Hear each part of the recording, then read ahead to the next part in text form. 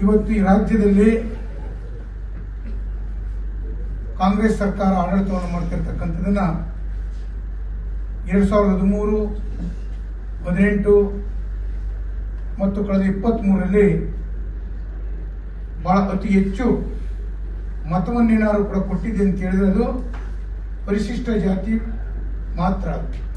80% ಮತ ಕೊಟ್ಟಂತವನ್ನ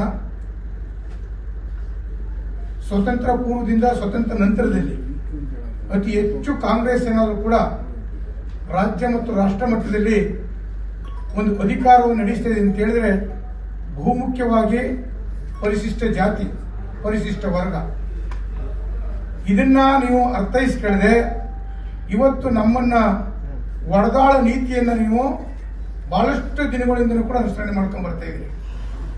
ಇದನ್ನ ನಾವು ಸಹಿಸಿ ಕೂತ್ಕೊಳ್ತಕ್ಕಂಥ ಸಂಘಟನೆ ನಮ್ದಲ್ಲ. ನಾವು ಇಡೀ ರಾಷ್ಟ್ರಕ್ಕೆ ಒಂದು ಬಾಬಾ ಸಾಹೇಬ್ ಅಂಬೇಡ್ಕರ್ ಅವರ ಸಿದ್ಧಾಂತ ಅಡಿಯಲ್ಲಿ ನಾವು ಸಾಮಾಜಿಕ ನ್ಯಾಯವನ್ನ, ಸಾಮಾಜಿಕ ಸಮಾನತೆಯನ್ನ ಕೇಳುವಂತ ಪರಿಪಾಠವನ್ನು ನಾವು ರೂಢಿಸ್ಕೊಂಡು ಬಂದಿರತಕ್ಕಂಥದ್ದು. ಆದರೆ ಇವತ್ತು ಈ ರಾಜ್ಯದಲ್ಲಿ ರಾಜಕೀಯ ಸಮಾನತೆ ನಮಗೆ ಸಿಕ್ಕಿಲ್ಲ ಅಂತಕ್ಕಂಥದ್ದು ನಮ್ಮೆಲ್ಲರ ಅಳಲು, ನಮ್ಮೆಲ್ಲರ ನೋವು, ನಮ್ಮೆಲ್ಲರ ದುಃಖ. ಇದನ್ನ ಕಾಂಗ್ರೆಸ್ ಯಾಕೆ ಈ ರೀತಿ ನಡೆಸ್ಕೊತಿದೆ ಅಂತಕ್ಕಂಥದ್ದು ನಮಗೆ ಗೊತ್ತಾಗ್ತಾ ಇಲ್ಲ. ಇವತ್ತಿನ ದಿನ ಏನಿವತ್ತು ಖಾತೆ ಹಂಚಿಕೆ ಸಂದರ್ಭದಲ್ಲಿ ಏನು ಸನ್ಮಾನ್ಯ DK ಶಿವಕುಮಾರ್ ಅವರ ಮುಖ್ಯಮಂತ್ರಿ ಆದ್ಮೇಲೆ ಅವರ ನೇತೃತ್ವದಲ್ಲಿ ಇವತ್ತು 13 ಖಾತೆಗಳು ಹಂಚಿಕೆ ಆಗಿದೆ. ಅದರಲ್ಲಿ ಹಳೇ ಮೈಸೂರು ಭಾಗಕ್ಕೆ, ಚಾಮರಾಜನಗರ, ಮೈಸೂರು, ಮಂಡ್ಯ, ಹಾಸನ್ ಈ ಭಾಗಕ್ಕೆ ಒಂದು ದಕ್ಷ ಮಂತ್ರಿಯನ್ನು ಕೊಡ್ಲಿಕ್ಕೆ ಯಾಕೆ ನಿಮಗೆ ಸಾಧ್ಯವಾಗಿಲ್ಲ ಅಂತಕ್ಕಂಥದ್ದು ನನ್ನ ಮೊದಲನೇ ಪ್ರಶ್ನೆ. ಅಲ್ಲಿ ಬೇಕಾಗಿತ್ತು. ಮತ್ತೆ ಮುಂಬೈ ಕರ್ನಾಟಕ ಕೂಡ ಒಬ್ಬ ದಕ್ಷ ಪ್ರಾಮಾಣಿಕ ವ್ಯಕ್ತಿ, ಅಲ್ಲೂ ಕೂಡ 35 ವರ್ಷದಿಂದ ಯಾವುದೇ ಸ್ಥಾನಮಾನ ಸಿಕ್ಕಿಲ್ಲ ಅಂತಕ್ಕಂಥದ್ದು ಕೂಡ ನಮಗೆ ಮಾಹಿತಿ ಇದೆ. ಮತ್ತೆ ಏನು ಸನ್ಮಾನ್ಯ ಮಾಜಿ ಮುಖ್ಯಮಂತ್ರಿಗಳಾದ ಸಿದ್ದರಾಮಯ್ಯನವರು, ನಾವೆಲ್ಲರೂ ಕೂಡ ಅವ್ರನ್ನ ಅಹಿಂದ ಕಟ್ಟಿದಂತ ಸಂದರ್ಭದಲ್ಲಿ 2006ಕ್ಕೆ ಕಾಂಗ್ರೆಸ್ ಬಂದಂತ ಸಂದರ್ಭದಲ್ಲಿ ನಾವೆಂದೂ ಕೂಡ ಅವ್ರನ್ನ ಕೈ ಬಿಟ್ಟಿಲ್ಲ. ಅವ್ರಿಗೆ ಬೆನ್ನಾಗಿ ನಿಂತು ನಾವು ಎದೆ ಕೊಟ್ಟು ನಿಂತಿರ್ತಕ್ಕಂಥ ಜನ ನಾವು ಯಾವತ್ತೂ ಕೂಡ ಅವ್ರು ಬೆನ್ನು ತೋರಿಸಿಲ್ಲ. ಆದ್ರೆ ಈ ಸಮುದಾಯವನ್ನ ಅವರು ರಕ್ಷಣೆ ಮಾಡಬೇಕಾಗಿತ್ತು. ಮಾಜಿ ಮುಖ್ಯಮಂತ್ರಿಗಳಾದಂಥ ಸಿದ್ದರಾಮಯ್ಯನವರು ಈ ಸಮುದಾಯವನ್ನು ರಕ್ಷಣೆ ಮಾಡಬೇಕಾಗಿತ್ತು. ಒಬ್ಬ ಹಿಂದುಳಿದ ನಾಯಕ ಅಂತೇಳಿ ನಾವು ಅವ್ರಿಗೆ ಯಾವುದೇ ಸಂದರ್ಭದಲ್ಲೂ ಕೂಡ ನಾವು ಮೋಸ ಮಾಡಿಲ್ಲ.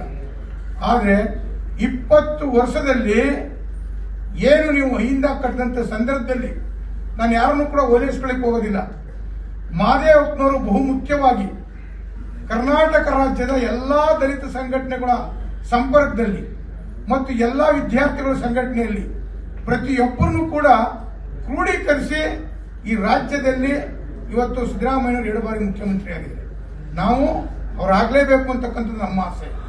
ನಾವೆಂದೂ ಕೂಡ ಅವರು ಮೊದಲನೇ ಬಾರಿ ಆದಾಗಲೂ ಕೂಡ ವಿರೋಧ ವ್ಯಕ್ತಪಡಿಸಿಲ್ಲ, 2ನೇ ಬಾರಿ ಆದಾಗಲೂ ಕೂಡ ವಿರೋಧ ವ್ಯಕ್ತಪಡಿಸಿಲ್ಲ, ಮತ್ತು ನಾವು ಯಾವತ್ತೂ ಕೂಡ ಅವ್ರು ಇಡೀ ಅಂತ ಒತ್ತಾಯನೂ ಕೂಡ ಮಾಡಿದಂಥವ್ರಲ್ಲ.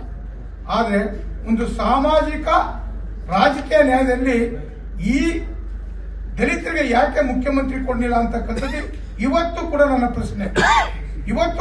ಪ್ರಶ್ನೆ. ಇದರಿಂದ ವಂಚಿತರಾಗಿರ್ತಕ್ಕಂಥವ್ರು ಒಂದು ದೊಡ್ಡ ಪಟ್ಟಿನೇ ಇದೆ. ಬಸಲಿಂಗಪ್ಪನವರು ವಂಚಿತರಾದ್ರು, KH ರಂಗನಾಥ್ ಅವರು ವಂಚಿತರಾದ್ರು, ಬಿ ರಾಚಯ್ಯನವರು, ಎನ್ ರಾಚಯ್ಯನವರು, ಮಲ್ಲಿಕಾರ್ಜುನ ಖರ್ಗೆ ಅವರು, ಇತ್ತೀಚೆಗೆ ಪರಮೇಶ್ವರ್ ಅವರು, ಮುನಿಯಪ್ಪನವರು, ಬಹಳಷ್ಟು ಜನ. ಅಂದ್ರೆ ನಮ್ಗೆ ಅರ್ಹತೆ ಇಲ್ವಾ? ಯಾವ ಘನತೆ ಇಲ್ವಾ? ಗೌರವ ಇಲ್ವಾ? ನಿಮ್ಮ ರಾಜಕೀಯ ಪಕ್ಷಗಳೇನಾದ್ರು ಕೂಡ ಅಸ್ಪೃಶ್ಯತೆ ಅಂತಕ್ಕಂಥದ್ದು ನಿಮ್ಮಲ್ಲೂ ಕೂಡ ಇದೆಯಾ? ಅಸ್ಪೃಶ್ಯತೆಯಿಂದ ಆಡಳಿತವನ್ನೇನಾದ್ರು ಕೂಡ ಮಾಡಿದ್ರೆ ನಮಗೆ ಅಪಮಾನ ಆಗ್ತದೆ ಅಂತಕ್ಕಂಥ ಮನಸ್ಥಿತಿ ನಿಮ್ಮಲ್ಲಿ ಏನಾದ್ರು ಕೂಡ ಇದೆಯಾ? ಇದನ್ನ ನೀವು ಬಿಡಬೇಕು ನಿಮ್ಮ ಮನಸ್ಸಲ್ಲಿ. ಇವತ್ತು ನೀವು ಖಾತೆ ಹಂಚಿಕೆ ಮಾಡುವಂತ ಸಂದರ್ಭದಲ್ಲಿ ಹಿರಿಯ ಮುತ್ಸದ್ದಿಗಳು ಯಾತಕ್ಕೆ ಕೈ ಬಿಟ್ಟು ಅನುಭವಬೇಕು ಕೇಳಿದ್ರು. ಹಂಗಾದ್ರೆ ಕಿರಿಯರಿಗೆ ಸ್ಥಾನಮಾನ ಕೊಡೋದು ಬೇಕು. ಒಂದು ಬೆಳೆದಿರೋ ಮರದಲ್ಲಿ ನಾವು ನಿಳು ತಕ್ಕಬಹುದು ಹೊರತು ಸಸಿ ಹಾಕ್ಬಿಟ್ಟು ನಿಳು ತಗೊಳಕ್ ಆಗೋದಿಲ್ಲ. ಬೆಳೆದಿರೋ ಮರದಲ್ಲಿ ನಾವು ನಿಳು ತಕ್ಕಬಹುದು ಹೊರತು ಸಸಿ ಇಟ್ಬಿಟ್ಟು ನಾವು ನಿಳು ಕೊಡಕ್ ಆಗೋದಿಲ್ಲ. ಆದ್ರೆ ನಮ್ಮಲ್ಲೂ ಕೂಡ ಮೀಸಲಾತಿ ಗೆದ್ದಿರ್ತಕ್ಕಂಥವ್ರು ಪುತ್ರ ವ್ಯಾಮೋಹಗಳನ್ನ ಬಿಡಬೇಕು. ನೀವು ಬಾಬಾ ಸಾಹೇಬ್ ಅಂಬೇಡ್ಕರ್ ಹೇಳ್ತಕ್ಕಂಥವ್ರು, ಸಂವಿಧಾನವನ್ನು ಓದ್ಕೊಂಡಿರ್ತಕ್ಕಂಥವ್ರು, ನೀವು ಪುತ್ರ ವ್ಯಾಮೋಹಗಳನ್ನ ಬಿಡಬೇಕು. ಈ ಸಮಾಜ ಬಹಳಷ್ಟು ಜನ ಮಾತನಾಡ್ತಾ ಇದ್ರು, ಇವತ್ತು ಈ ಸಮಾಜ ಇನ್ನೂ ಕೂಡ ದುಸ್ಥಿತಿಲಿದೆ. ಸ್ವಾತಂತ್ರ್ಯ ಮುಂದೆ 75 ವರ್ಷ, ಸಂವಿಧಾನ ಮುಂದೆ 70 ವರ್ಷ ಆದರೂ ಕೂಡ ಇವತ್ತು ಈ ಸಮಾಜ ಇವತ್ತು ಕೂಡ ಆಳುವಂತ ಸರ್ಕಾರದಲ್ಲಿ ಭಿಕ್ಷೆ ಬೇಡುವಂತ ಪರಿಸ್ಥಿತಿ ನಿರ್ಮಾಣ ಆಗಿದೆ. ಇವತ್ತು ನಮಗೆ ಕೊಟ್ಟಿರ್ತಕ್ಕಂಥ ರಿಸರ್ವೇಶನ್ ಯಾವುದೇ ಹುದ್ದೆನೂ ಕೂಡ ನೀವು ಕಂಪ್ಲೀಟ್ ಮಾಡಿಲ್ಲ. ನೀವು ಯಾವುದೇ ಹುದ್ದೆಗಳಾದ್ರೂ ಕೂಡ ಮತ್ತೆ 2,85,000 ಹುದ್ದೆಗಳನ್ನ ನೀವು ಯಾಕೆ ಇನ್ಕಂಪ್ಲೀಟ್ ಮಾಡಿದ್ರಿ? ನೀವು ಮೋಸ ಅಲ್ವಾ ನಿಮ್ದು? ಇವತ್ತು ನಮ್ಮದೇ AICC ನಮ್ಮ ಅಧ್ಯಕ್ಷರಿದ್ದಾರೆ ಮಲ್ಲಿಕಾರ್ಜುನ, ಅವ್ರ ಬಗ್ಗೆ ಅಪಾರವಾದ ಗೌರವ ಇದೆ. ನಾವು ಯಾವತ್ತೂ ಕೂಡ ಅವರ ಇಲ್ಲಿ ತನಕ ನಾವು ಇದು ಮಾಡೋದಿಲ್ಲ.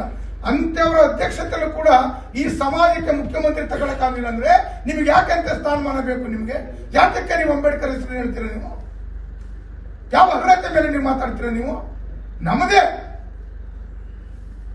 ಸುಪ್ರೀಂ, ನೀವೂ ಆಗ್ಲಿಲ್ಲ, ಈ ಸಮಾಜಕ್ಕೂ ತ್ಯಾಗ ಮಾಡ್ತಾರೆ ಅಂದ್ರೆ ನಿಮ್ಮಲ್ಲೂ ಕೂಡ ಸ್ವಾರ್ಥತನ ಇದೆಯಾ? ನಿಮ್ಮಲ್ಲೂ ಕೂಡ ಸ್ವಾರ್ಥತನ ಇದೆಯಾ? ಯಾಕೆ ನೀವು ಎದುರ್ಕೋಬೇಕು? ನಿಮ್ಗೆ ಯಾರು ಕೂಡ ಎದಗಾರಿಕೆ ಇಲ್ವ ನಿಮ್ಗೆ?